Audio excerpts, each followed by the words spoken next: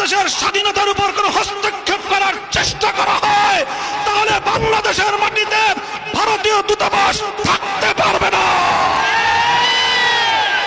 এই বাংলাদেশ আজ স্বাধীন বাংলাদেশ, ছাত্র জনতার এক সাগর রক্তের বিনিময়ে অর্জিত এই স্বাধীন বাংলাদেশে যদি 15ই আগস্টকে কেন্দ্র করে কোন নৈরাজ্য সৃষ্টির পায়তারা করা হয়, সারা বাংলাদেশে তাদেরকে প্রতিরোধ করা হবে।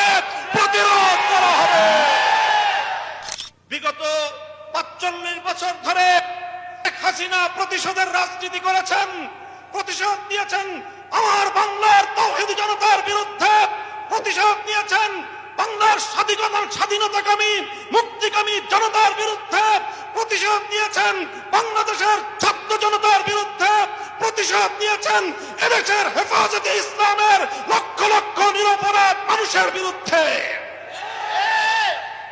অন্তর্বর্তীকালীন সরকারকে একটি ঐতিহাসিক সিদ্ধান্ত গ্রহণ করবার জন্য ধন্যবাদ জানাই।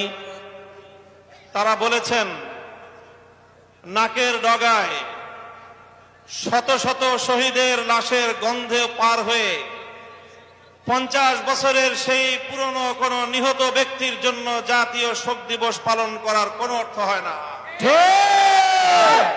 এজন্য 15ই আগস্ট শোক দিবস বাতিল ঘোষণা করে একটি ঐতিহাসিক সিদ্ধান্ত গ্রহণ করেছে।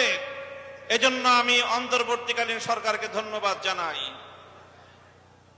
আরেকটি বিষয় আমি দেশবাসীকে সতর্ক করতে চাই, হেফাজতে ইসলামের নেতা কর্মীদেরকে সতর্ক করতে চাই। ইতিমধ্যে আপনারা বিভিন্ন যোগাযোগ মাধ্যম, সামাজিক যোগাযোগ মাধ্যমে দেখেছেন পরাজিত শক্তির ফ্যাসিবাদী নেত্রী জালিম শাহী শেখ হাসিনা নরেন্দ্র মোদীর ঘরে বসে